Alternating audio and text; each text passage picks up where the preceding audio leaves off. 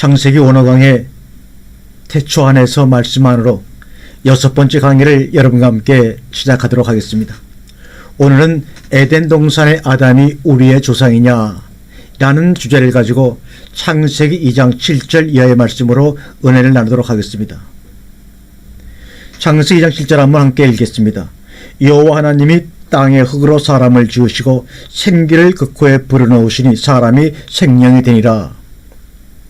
오늘 창세기 2장 7절부터 공부를 하도록 하겠습니다. 왜 우리가 2장을 공부를 해야 하느냐? 지금 가장 혼란이 오는 것은 창세기 2장의 아담이 우리의 조상이냐 하는 문제입니다. 대개가 에덴 동산의 아담이 예수님의 조상이다 혹은 우리의 조상이다 라고 생각을 하는데, 오늘 공부를 통해서 그것을 확실히 알 필요가 있다고 생각을 합니다. 그래서 오늘은 2장을 주제별로 공부를 해보도록 하겠습니다. 먼저 2장 7절부터 9절까지 말씀을 우리 한번 함께 읽겠습니다. 여호와 하나님이 흙으로 사람을 지으시고 생기를 그 코에 불어넣으시니 사람이 생명이 된지라. 여호와 하나님이 동방의 에덴에 동산을 창설하시고 그 지으신 사람을 거기 두시고 여호와 하나님이 그 땅에서 보기에 아름답고 먹기에 좋은 나무가 나게 하시니 동산 가운데에는 생명나무와 선악을 알게 하는 나무도 있더라. 이렇게 말씀이 나오고 있습니다. 하나님이 처음에 사람을 지으셨습니다. 그래서 에덴 동산을 창설하시고 지으신 사람을 거기에 두시고 보기에 아름답고 먹기에 좋은 나무도 나게 하시니, 여기까지 사람을 만드신 거죠. 그 다음에 11절부터 14절까지 강얘기가 나오는데, 이 강얘기는 나중에 우리가 따로 하기로 합니다. 그 다음에 15절부터 17절까지 또 사람의 얘기가 나옵니다. 오 여호와 하나님이 그 사람을 이끌어 에덴 동산에 두사 그것을 다스리며 지키게 하시고, 여호와 하나님이 그 사람에게 명하여 가라사대 동산 각종 나무의 실과는 내가 임의로 먹되 선악을 알게 하는 나무의 실과는 먹지 말라. 내가 먹는 날에는 정령 죽으리라 하시니라. 그래서 오늘은 주로 창세기 2장 7절과 15절 17절까지를 원문상으로 자세히 살펴보면서 개역성경과 원어성경이 어떤 차이점이 있는지, 그리고 창세기 1장과 어떻게 이해를 해야 할지를 공부를 하도록 하겠습니다. 일단 앞부분에서 2장 7절과 9절에서 흙으로 사람을 지으시고 그 흙 사람에다가 생기를 코에다 불어넣었다. 그래서 사람이 생명이 된지라고 해석을 해놓았기 때문에 오해를 해서 아담을 상당히 괜찮은 사람으로 아는데, 이 부분을 원어 성경으로 보면서 분별해 보도록 우리가 하겠습니다. 그 다음에 2장 9절에서 동상 중앙에는 각종 나무와 선악을 알게 하는 나무도 있더라 는 길라잡이로 하고요. 그리고 창세기 2장 16절에 임의로라는 말도 우리말로 애매모호한 부분입니다. 그 다음에 2장 17절에서 선악을 알게 하는 에서 선악을 알게 하는 이란 말이 무슨 말이냐? 내가 먹는 날에는 정령 죽으리라. 여기서 오해하고 있는 것이 안 죽고 오히려 눈이 밝아져서 벌거벗은 것을 알게 되었다. 정령 죽으리라 그랬는데 죽었느냐 안 죽었느냐 등입니다. 우선 창세기 2장 7절을 원어 성경으로 한번 우리가 함께 보도록 하겠습니다. 히브리어 성경은 오른쪽에서 왼쪽으로 읽어나가는 겁니다. 와이체르 아로나이 엘로임 옙 하아담 아파라 민 하아담아 와이파우 베아파우 니시맛 하염 와헤이 하아담 레 네페시 하야. 여호와 하나님이 사람을 지으셨다. 여기서 하아담 사람이 나오죠. 무엇으로 지으셨는가 하면 흙으로 그랬는데, 흙이란 말이 바로 아파르입니다. 그 다음에 우리 성경에서는 해석되지 않는 부분이 있는데, 이게 바로 뭐냐? 민하아담입니다. 민하아담아, 민하아담. 이 아파르는 티끌인데 이것이 하아담아 땅에서 나온 티끌입니다. 그것으로 하나님이 사람을 빚으셨습니다. 도자기를 빚듯이 빚었습니다. 그러신 다음에 그의 코에다가 숨을 불어 넣으셨습니다. 여기에 불어 넣으시니 나팔이라고 하는 말은 네페시에서 온 말인데 호흡을 하다 이런 말입니다. 예수님이 숨을 내쉬면서 성령을 받으라고 그러셨죠. 같은 말입니다. 그 다음에 생기라는 말이 나오는데 니시마트, 이 말은 호흡이다 말이고, 하임은 계속해서 반복적으로 호흡을 하는 살아있는 호흡, 다시 말하면 니시마트 하임하면 생명, 살아있는 호흡, 그 다음에 반복된 호흡, 그래서 니시마트 하임, 이것을 꼭 기억해 두시기 바랍니다. 그랬더니 아담이 되었더라. 그런데 어떤 사람이 되었냐? 네페시 하야라는 사람이 되었다, 이렇게 얘기하고 있습니다. 그래서 창세기 2장에서 아담을 이해하는 데 가장 중요한 것이 창세기 2장 7절의 말씀입니다. 2장 7절에 아담적 요소가 다 들어가 있습니다. 그래서 오늘 이 단어를 중점적으로 공부를 하도록 하겠습니다. 먼저 중요한 단어는 야자르라는 단어입니다. 야자르. 야자르. 창세기 2장 7절 제일 처음에 나오는 단어가 야자르입니다. 이것은 형성하다, 만들다입니다. 이 말은 아마와 야자르는 동일합니다. 압착하여 형체가 되게 함으로, 이런 말입니다. 또 어떤 형태로 주저하다, 특히 토기장이와 같이 상징적으로 결정하다, 흙으로 만들어 빚다, 형성하다, 모양을 만들다, 토기장이 목적, 이런 다양한 뜻으로 쓰이고 있습니다. 이 단어는 토기장이가 무슨 형체를 만드는 뜻으로 야자레가 쓰였습니다. 그래서 이 야자라는 단어가 다른 곳에는 어떻게 쓰였는지 우리 한번 살펴보도록 하겠습니다. 여기서는 지으시고 만들다라고 쓰였는데 다른 성경에서는 야자가 어떤 식으로 번역이 되었는지 우리 한번 보겠습니다. 창세기 2장 8절입니다. 여호와 하나님이 동방의 에덴에 동산을 창설하시고 야자르, 그 지으신 사람을 거기에 두시고, 창세기 2장 19절에 여호와 하나님이 흙으로 각종 들짐승과 공중의 각종 새를 지으시고 아담이 어떻게 이름짓나 보시려고 그것들을 그에게 이끌어 이르시니 아담이 각 생물을 일컫는 바가 곧 그 이름이라. 짐승들도 똑같습니다. 짐승들도 흙으로부터 나오는 그런 것으로 빚으셨습니다. 그래서 나중에 네페시 하야를 공부하다가 보면 이것들도 똑같이 네페시 하야인 것을 알 수가 있습니다. 그래서 에덴 동산의 사람은 짐승과 큰 차이가 없는데 차이가 있다면 그 코에다가 니시마트 하임을 불어 넣었다는 것입니다. 대개 이 부분을 일종의 종교성으로 봅니다. 짐승한테는 종교성이 없습니다. 이것이 그때부터 코로 숨을 쉬기 시작한다는 것이 아니라 사람에게 종교성을 부여한 것이라고 볼 수가 있습니다. 사무엘하 17장 28절에 침상과 대야와 질그릇과 밀과 보리와 밀가루와 볶은 곡식과 콩과 팥과 붉은 녹두와, 여기서 야자르는 지으셨다고 나오지 않고 이상하게 질그릇으로 합니다. 질그릇. 이 말씀이 신약에 가서 사도 바울이 질그릇의 보배를 가졌다 그런 겁니다. 그래서 우리의 몸을 질그릇으로 본 것입니다. 질그릇은 무엇을 담기 위한 몸입니다.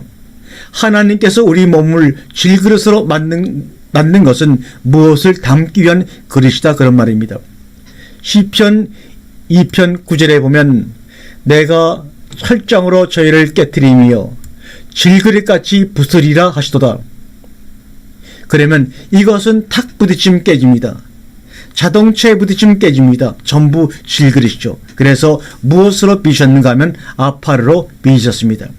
이 아파르란 말은 티끌을 날리다 라는 이 단어에서 유래가 되는데 흙, 땅, 진흙, 재, 먼지, 티끌, 반죽 이렇게 다양한 뜻으로 구약 성경에서 쓰였습니다.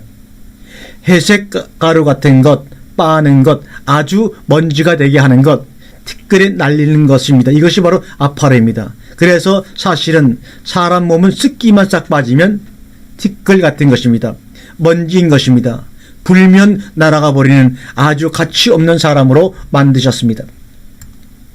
창세기 3장 14절 보니까 여호와 하나님이 뱀에게 이르시되 내가 이렇게 하였으니 내가 모든 육축과 들의 짐승보다 더욱 저주를 받아 배로 다니고 종신토록 흙을 먹을지니라. 이렇게 얘기하고 있습니다. 여기서 아파르를 먹을 것이다 그럽니다. 그래서 뱀이 흙을 먹는가 천만의 말씀입니다. 뱀은 절대로 흙을 먹지 않습니다. 뱀은 들쥐나 개구리를 잡아먹습니다. 그러면 흙을 먹는다는 말은 무엇이냐? 마귀나 귀신은 사람 몸에 기생해서 먹고 삽니다. 그리고 사람이 바로 마귀의 먹을 양식이 되었다는 말도 됩니다. 누가복음 11장 24절 이하에 더러운 귀신이 사람에게서 나갔을 때 물 없는 곳으로 다니며 쉬기를 구하되 얻지 못하고 이에 가로되 내가 나온 내 집으로 돌아가리라 하고 와보니 그 집이 소재되고 수리되었거늘. 그래서 귀신 들린 사람들을 보면 그것을 잘 알 수가 있습니다. 우리가 영의 세계를 이해할 때 중요한 것은 하나님의 성령도 우리 몸에 우리 속에 와서 거하신다는 것을 아셔야 합니다. 악령도 마찬가지입니다. 사람이 현재는 두 가지 요소밖에 없는데 마지막 한 가지를 받아야 됩니다. 완성의 때는 영을 받아야 합니다. 그래서 영혼육이 완전히 갖추어지는 시대가 완성의 때입니다. 그래서 영은 진리의 영과 악령 두 가지가 있는데 진리의 영이 아니면 악령, 미혹의 영을 받게 되어 있습니다. 그러니까 영이 오는 시대는 영을 받을 수밖에 없습니다. 그러면 어떤 영을 받을 것이냐? 그래서 흙사람이 양식이 되는 것입니다. 창세기 3장 19절에 보니까 내가 얼굴에 땀을 흘려야 식물을 먹고 필경은 흙으로 아담아로 돌아가리니 그 속에서 내가 취함을 입었습니다. 너는 흙이니 흙으로 돌아갈 것이니라 하시니라. 여기서 흙이니 흙으로, 이것은 두 개 단어가 모두 아파르 티끌입니다. 여기서도 이 흙이 아담아 흙이 아니라 아파르 흙입니다. 그래서 창세기 2장 3장에서 주의 깊게 보아야 할 것이 지식의 나무의 열매를 먹는 순간, 즉 뱀이 말하는 뱀의 말을 통해서 아담과 하와 속으로 들어간 것입니다. 성령도 마찬가지로 말씀을 통해서 우리 안에 들어온 것입니다. 뱀의 말을 여자가 받아들였습니다. 그리고서 지식의 나무의 열매를 따 먹으면서 지식의 사람이 된 것입니다. 다시 말하면 흙이 되어 버린 것입니다. 이 대목에서 살펴볼 것은 너는 흙이라 그랬습니다. 필경은 흙으로 돌아가리니 여기서 아담아를 쓰고 있습니다. 아담아가 땅입니다. 아파르하고는 다른 단어입니다. 그런데 아파르도 흙이라고 해놓고 아담아도 흙이라고 번역해 놓았습니다. 즉 아담아는 세상에 속해 있는 사람이라는 말입니다. 그래서 결국 아담아로 돌아갈 것이다 라고 얘기하는 겁니다. 왜요? 너는 그 아담아에서 나오는 아파르로 취함을 얻었기 때문입니다. 그래서 고린도전서 15장에서 사도 바울은 땅에 속한 사람이 있고 하늘에 속한 사람이 있다라고 말한 것입니다. 땅에 속한 형체도 있고 하늘에 속한 형체도 있습니다. 이 사람은 완전히 땅에 속한 형체입니다. 그래서 아파르로 돌아갈 것입니다. 아담아로 돌아갈 것이라는 말과 아파르로 돌아갈 것이라는 말이 똑같이 슈부동사입니다. 그래서 앞에서는 아파르로 돌아갈 것이다. 그리고 뒤에서는 아담아로 돌아갈 것이다. 그러면 이 사람 천국 갈 수 있는 사람이냐? 그 상태로는 못 갑니다. 다만 자기가 나온 대로 돌아가는 사람입니다. 그래서 불교에서는 윤회한다 그럽니다. 사람으로 태어나든지 짐승으로 태어나든지 그래서 해탈을 해야 하는 것입니다. 불교에서 해탈은 신이 되는 것입니다. 창세기 13장 16절에 내가 내 자손으로 땅에 티끌 같게 하리니 사람이 땅에 티끌을 능히 셀 수 있을진데 내 사돈도 셀이라고 말합니다. 그래서 아브라함의 자녀가 다 자녀가 아니라 이삭으로 난 자만이 오직 약속의 자녀만 하나님의 자녀라는 것입니다. 아브라함의 자녀 가운데도 아파르 계통의 자녀가 있다는 것을 우리에게 암시하고 있는 것입니다. 창세기 18장 27절에 아브라함 말씀에 가로되 티끌과 같은 나라도 감히 죽게 구하나이다. 창세기 26장 15절에 그 아비 아브라함 때 그 아비의 종들이 판 모든 음모를 막고 흙으로 메었더라. 이렇게 얘기하고 있습니다. 시편 7편 5절에 원수로 나의 영혼을 쫓아잡아 내 생명을 땅에 짓밟고 내 영광을 진토에 빠뜨리게 하소서 쉐라. 그러니까 아파르라고 하는 단어는 저주라고 하는 이름하고 거의 같은 맥락에서 생각을 하시면 됩니다. 시편은 저주적 개념으로 아파르를 쓰고 있습니다. 무가치한 것이라는 것입니다. 시편 22편 15절에 내 심이 말라 질그릇 조각 같고 내 혀가 이틀에 붙었나이다. 주께서 또 날 사망의 진토에 아파르에 두셨나이다. 전도 3장 20절에 다 흙으로 말미암았으므로 다 흙으로 돌아가느니 다 한 곳으로 가거니와 허무한 인생을 말하고 있습니다. 전부 이 아파르는 진토는 저주적 개념으로 쓰였습니다. 그렇다면 왜 사람을 이렇게 허무하게 지으셨느냐? 허무한 것이 아니라 그 속에 무엇을 담느냐에 따라 용기의 가치가 달라지는 것입니다. 그 다음에 아담아를 정리해 보면 히브리어에서 맨 처음이 이 담이라는 말이 나오는데 이 담은 말은 피라는 말입니다. 그 다음에 알렙이 붙어서 아담이 돼서 사람이 된 것입니다. 그 다음에 여성 전미사 해가 붙어서 아담아가 되는데 이것이 바로 땅입니다. 그런 말입니다. 그래서 사람은 땅에서 나는 것을 먹어야 피가 생기고 피를 가진 사람이 사람입니다. 그래서 다음 아담아 피땅인 것입니다. 사람은 이 아담아에서 나왔습니다. 아담아에서 나온 아파르로 하나님이 사람을 지으셨습니다. 그래서 하나님께서 어찌 이 허무한 인생을 지으셨는고 하는 것입니다. 여기서 사람적이다 하는 말은 니슈맛 하임을 코에다가 불어 넣으셨다는 것입니다. 니슈마트를 보면 나샴에서 나왔는데 숨차다 이런 말입니다. 그래서 니슈마트는 불기, 바람, 거친 생명의 호흡, 신적 영감, 지능적 돌풍, 숨쉬는 것, 영감, 영혼 이렇게 다양한 뜻으로 사용되었습니다. 여기서 신적 영감, 지능적 영감이라는 것이 바로 종교성을 말하는 것입니다. 이것을 불어넣으셨기 때문에 하나님을 인식하기 시작한 것입니다. 이것을 신학에서는 인식론이라고 합니다. 알 수는 없지만 인식할 수 있다는 것입니다. 창세기 7장 22절에 육지에 코 있어 코로 생물의 기식을 호흡하는 것은 다 죽었더라 이렇게 말합니다. 그의 코로 루아하임이 나오는데 니슈마트 그러면 생기, 코로 호흡하는 것은 다 죽었더라. 코만 막으면 끝나는 것입니다. 물속에 들어가면 다 죽어버립니다. 그런 무가치한 인생입니다. 신명기 20장 16절에 오직 내 하나님 여호와께서 내게 기업으로 주시는 이 민족들의 성읍에서는 호흡 있는 자를 하나도 살리지 말지니 코로 호흡하는 것들은 무엇이든지 하나도 살리지 말라.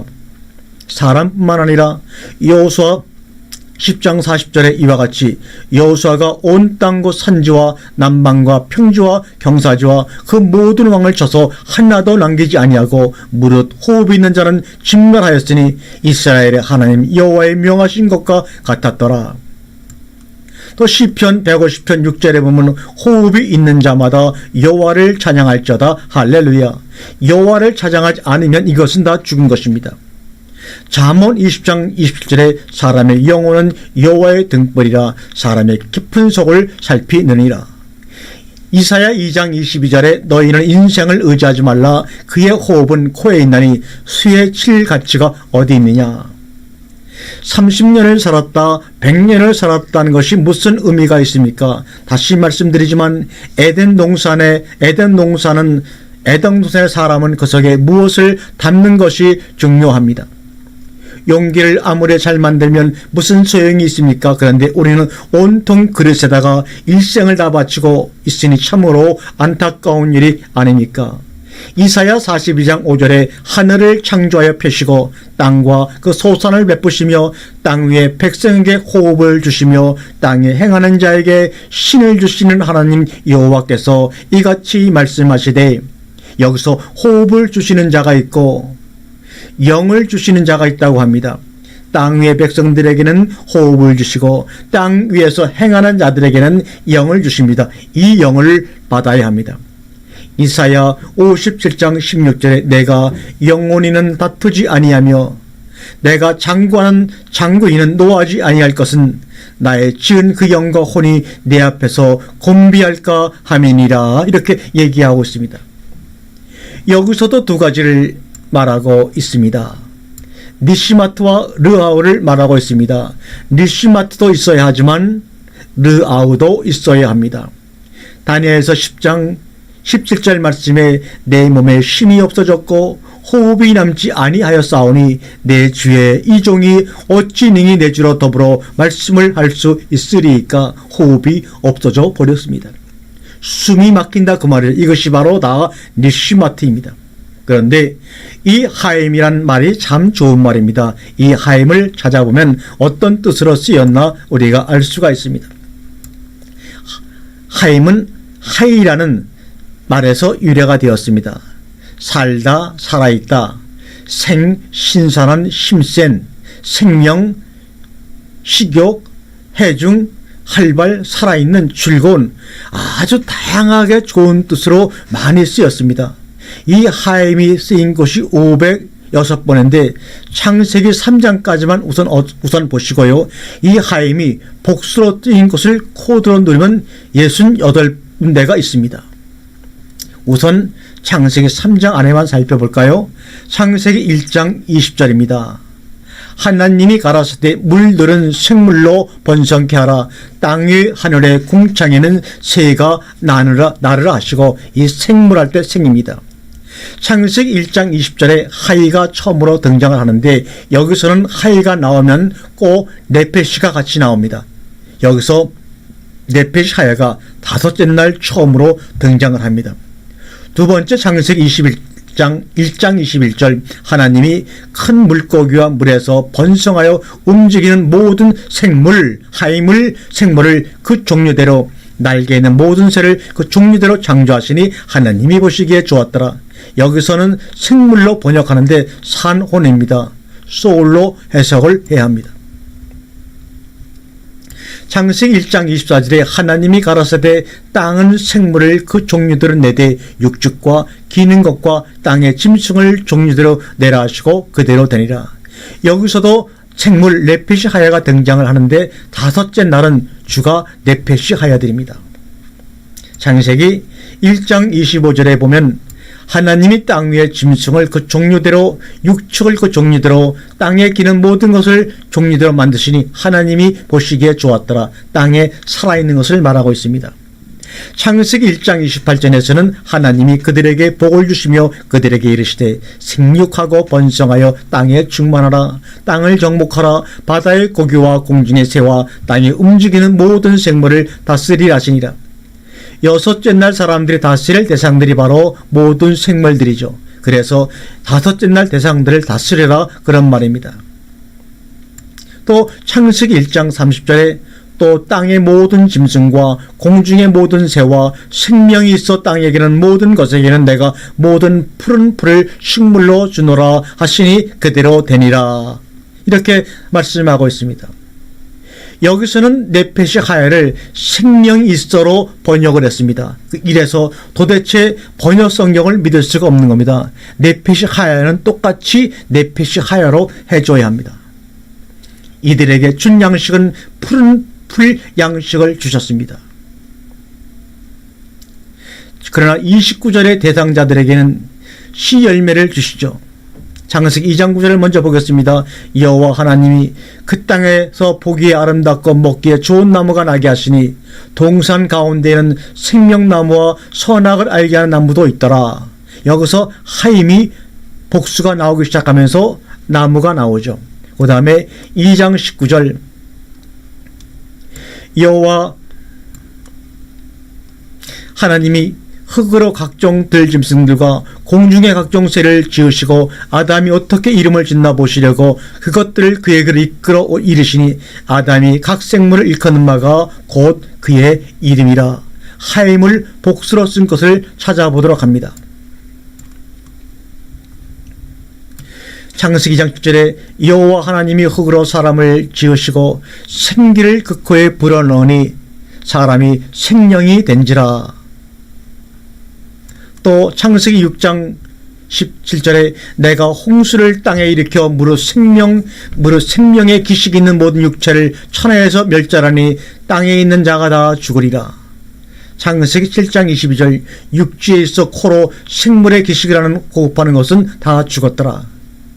여기서는 니시마트에 하임이 붙어서 바사르까지 있습니다. 니시마트가 붙어있고 앞에는 육체가 붙어 있습니다. 또 출애굽기 4장 18절을 보겠습니다. 모세가 장인 이드로에게로 돌아가서 그에게 이르되 내가 애굽에 있는 내 형제들에게로 돌아가서 그들이 생존하였는지 보려 하오니 나로 가게 하소서. 이드로가 그에게 평안히 가라 하시나 평안히 가라 하니라. 여기서는 아직도 그들이 살아있는 사람들인지 하임을 복수로 썼습니다. 그리고 시편으로 내려가 보면 시편 21편 4절과 저가 생명을 구함에 주께서 주셨으니 곧 영영한 장수로소이다. 여기서 하임 생명을 구했죠. 당연한 얘기입니다. 자, 여러분이 한번 시편 30절부터 여기서부터 여기까지 이 화면을 잠시 정지시켜 놓고 한번 차분하게 읽어 보시기를 바랍니다. 읽으셨습니까? 자, 그러면 넘어가도록 하겠습니다.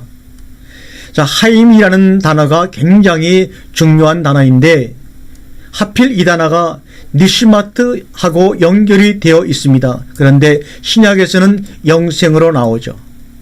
이 니시마트 하임은 호흡입니다. 그 코에 호흡이 있는 에덴 동산의 사람, 그래서 그 사람이 네펫이 하야가 되었다 이렇게 말합니다. 무지개 언약도 네펫이 하야하고 세운 언약입니다. 내역이 11장 10절에 보니까 무릇 물에서 동하는 것과 무릇 물에서 사는 것 곧 무릇 강과 바다에 있는 것으로서 지느러미와 비늘 없는 것은 너희에게 가증한 것이라. 지느러미와 비늘 없는 것, 이것은 뱀을 말하고 있는 것입니다. 다섯째 날 생물 가운데 하타니님은 가증하다는 것을 말하고 있습니다. 레위기 11장 46절에 이는 짐승과 새와 물에서 움직이는 모든 생물과 땅에 기는 모든 기어다니는 것에 대한 규례니 이렇게 말씀하고 있습니다. 여기서 네펫이 하야가 두 번 나오는데 짐승과 새와 물에서 움직이는 네펫이 하야와 땅 위에 기어다니는 모든 네펫이 하야의 규례가 나와 있는데 그것이 바로 뭡니까? 율법입니다.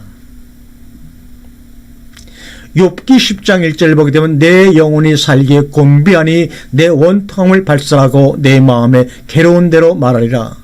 그래서 욥이 이전 사람은 네펫이 하야적 사람이었다는 것을 알 수가 있습니다. 또 욥기 33장 22절 보니까 그의 혼이 구덩이에 그의 생명이 멸하는 자에게 가까웠느니라. 그러니까 어떤 존재가 구덩이에 가느냐? 혼적 존재가 구덩이에 갑니다. 하이라는 단수가 나오죠. 그들의 삶이 멸하는 자에게 네펫이와 하이를 합쳐 놓으면 혼이 사는 것입니다. 또 욥기 36장 14절에 그들은 젊어서 죽으면 그 생명이 남창과 함께 망하려니와 여기서도 그들의 혼입니다. 그들의 혼이 젊어서 죽음에 이렇게 말합니다. 시편 49편 18절에 저가 비록 생시에 자기를 축하하며 스스로 좋게함으로 사람들에게 칭찬을 받을지라도 시편 66편 9절에 그는 우리 영혼을 살려두시고 우리의 실족함을 허락지 아니하시는 주시로다 이렇게 얘기하고 있습니다. 여기서 나의 영혼은 바로 소울이죠. 시편 88편 3절을 보겠습니다. 대저 나의 영혼에 곤란이 가득하며 나의 생명은 음부에 가까워 싸우니 여기서도 나의 혼과 나의 삶이 같이 나옵니다. 에스겔서 47장 9절에 이 강물이 이르는 곳마다 번성하는 모든 생물이 살고 또 고기가 힘이 많으리니 이 물이 흘러들어가므로 바닷물이 소성함을 얻겠고 이 강이 이르는 각처의 모든 것이 살 것이며 에스겔서 40장 이후의 시대가 오면 네펫이 하야들도 정상적인 삶을 살 수 있습니다. 그 시대를 하나님의 나라의 도래의 시대로 이야기하고 있습니다. 이것들까지도 우리의 구원을 기다리고 있습니다. 그래서 창세기 2장 7절은 흙으로 지은 존재들이 어떤 존재인가를 확실하게 말하고 있습니다. 그 다음에 창세기 2장 9절에 보니까 여호와 하나님이 그 땅에서 보기에 아름답고 먹기에 좋은 나무가 나게 하시니 동산 가운데에는 생명나무와 선악을 알게 하는 나무도 있더라. 동상 한가운데라는 부사구는 어느 쪽으로 붙느냐? 중요한 얘기입니다. 동산 가운데에는 생명나무와 선악을 알게 하는 나무도 있더라. 그래서 동산 가운데라는 이 부사구는 어느 쪽으로 붙느냐? 동산 가운데에는 생명나무 쪽에 붙어 있습니다. 생명나무는 동산 가운데 있는 나무입니다. 그래서 에덴 동산에는 크게 세 가지의 나무가 있습니다. 또 하나는 모든 나무가 있고, 또 하나는 생명나무가 있고, 또 하나는 선악의 나무가 있습니다. 그런데 여기서 핫다아타라는 말이 지식이라는 말인데, 우리말 성경은 알게 하는 이라고 해버린 것입니다. 선악을 알게 하는, 이렇게 핫다아트를 알게 하는 핫다아트를 지식이라는 말인데 알게 하는 이라고 해버린 것입니다.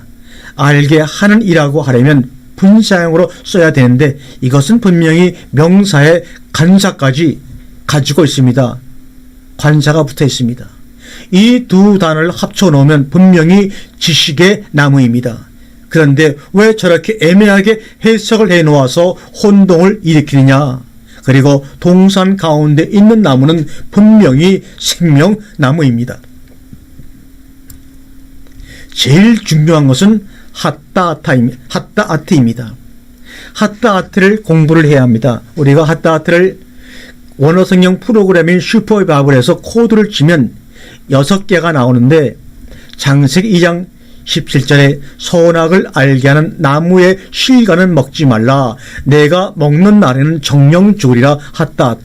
여기서도 핫다아트는 선악을 알게 하는 나무가 아니라 지식의 나무입니다. 또 출애굽기 31장 3절에 하나님의 신을 그에게 충만하게 하여 지혜와 총명과 지식과 여러 가지 재주로, 이렇게 나옵니다. 여기서는 하나님의 신이 르하우로서 하나님의 신이 임할 때 지식만 나오는 것이 아니라 지혜와 총명과 여러 가지 재주가 나옵니다. 이것이 같이 나오게 되어 있습니다. 그런데 여기서는 선악의 지식만 알게 한다는 것이 문제입니다. 민수기 24장 16절에 보면 하나님의 말씀을 듣는 자가 말하며 지극히 높으신 자의 지식을 아는 자, 전능자의 이상을 보는 자, 엎드려서 눈을 뜬 자가 말하기를. 여기서도 지극히 높으신 자의 지식을 아는 자 그러죠. 선악을 알면 안 되고 하나님을 알아야 합니다. 하나님을 제대로 알기도 전에 선악을 먼저 알고 나니까 아무리 노력해도 그들의 지식을 가지고는 하나님을 알 수가 없습니다. 그래서 에베소서에서도 믿는 것과 아는 것이 하나가 되어 이렇게 나오죠. 욥기서 42장 3절을 보면 무지한 말로 이치를 가리우는 자가 누구니이까? 내가 스스로 깨달을 수 없는 일을 말하였고 스스로 알 수 없고 헤아리기 어려운 일을 말하였나이다. 이 말씀을 읽을 때마다 꼭 저의 모습을 보는 것 같습니다. 지식이 없는 말, 쓸데없는 말들을 많이 목회생활 동안에 한 것 같습니다. 하나님을 알지 못하는 말들, 이런 말을 얼마나 많이 했는지, 스스로도 알 수 없고 헤아리지 못하는 말들을 얼마나 믿음이라는 포장을 해서 던져버렸는지, 이 시간 이 말씀을 전하면서 참으로 회개를 할 수밖에 없는 심정을 가지고 이 말씀을 전하는 것입니다. 시편 19편 2절에 보니까 날은 날에게 말하고 밤은 밤에게 지식을 전하니, 밤은 밤에게 핫다아트 지식을 전하죠. 밤은 지식을 전해주는 것입니다.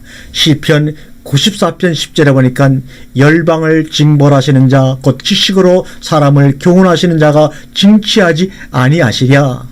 사람을 지식으로 가르치는 자가 있습니다. 그런데 선악은 아닙니다. 이렇게 선악으로 해석을 해 놓은 것이 문제라는 것입니다.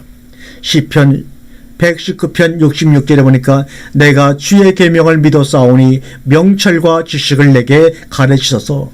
하나님의 명철과 지식으로 나를 가르치셔서 하나님께서 주시는 지식이 와야 됩니다. 잠언서 1장 4절에 보니까 어리석은 자로 슬기롭게 하며 젊은 자에게 지식과 근신함을 주기 위한 것이니, 잠언서 1장 7절에 보면 여호와를 경외하는 것이 지식의 근본이오늘 미련한 자는 지혜와 훈계를 멸시하느니라. 또 창세기 3장 5절을 보니까 너희가 그것을 먹는 날에는 너희 눈이 밝아져 하나님과 같이 되어 선악을 알 줄을 하나님이 아심이니라.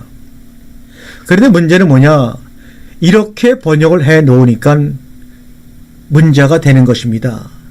이 속에 있는 하나님의 진실한 뜻을 이해할 수가 없는 것입니다. 여기서 하야 동사가 나오는데, 하야 동사는 너희가 되다라는 말입니다. 켄 엘로임에서 하나님같이 된다 그런 말입니다. 그 다음에 요대가 나오는데 선악을 아는 하나님같이 되어, 그래서 우리 중 하나같이 된 것입니다. 그러니까 이 하나님은 선악을 아는 하나님, 지식의 하나님입니다. 이것이 지식의 하나님입니다. 이것이 누가 한 말입니까? 뱀이 한 말입니다. 즉 너희 눈이 밝아져 선악을 아는 하나님같이 될 줄을 하나님이 아시기 때문에 못 먹게 한 것이다. 지금은 뱀은 뒤집어서 말을 해준 것입니다. 생명나무를 지식의 나무로 지금 얘기해주고 있는 것입니다. 창세기 3장 22절에 여호와 하나님이 가라사대 보라, 이 사람이 선악을 아는 일에 우리 중 하나같이 되었으니 그가 그 손을 들어 생명나무 실과도 따먹고 영생할까 하노라 하시고, 여기서도 선악을 알기에 우리 중 하나같이 되었으니 라고 해석해야 됩니다. 여기서 우리가 뭐냐? 지금 이것이 여호와 하나님이 말씀하신 것입니다. 우리 중 하나가 지식의 하나님입니다. 이 우리는 삼위일체 하나님이 아니라 선악을 아는 우리 중 하나같이 되었다는 말입니다. 선악에다가 영생을 합쳐보세요. 이것은 그야말로 엄청난 괴물입니다. 그래서 하나님께서 그를 내쫓아 버리신 것입니다. 레위기 27장 10절의 말씀을 우리가 보면, 그것을 변개하여 우열간 바꾸지 못할 것이요 혹 생축으로 생축을 바꾸면 둘 다 거룩할 것이며, 여기서 우열간이라는 말은 선과 악을 바꾸면 안 된다는 것입니다. 선을 악으로, 악을 선으로 바꾸면 안 된다는 말입니다. 레위기 27장 33절에 보면 그 우열을 교개하거나 바꾸거나 하지 말라. 바꾸면 둘 다 거룩하리니 속하지 못하리라. 신명기 1장 39절에 또 너희가 사로잡히리라 하던 너희의 아이들과 당일에 선악을 분별치 못하던 너희 자녀들, 그들은 그리로 들어갈 것이라. 내가 그 땅을 그들에게 주어 산업이 되게 하리라. 이렇게 말씀하고 있습니다. 낳은 지 8일 만에 할례를 받으라는 것도 선악을 분별하기 전에 이 말입니다.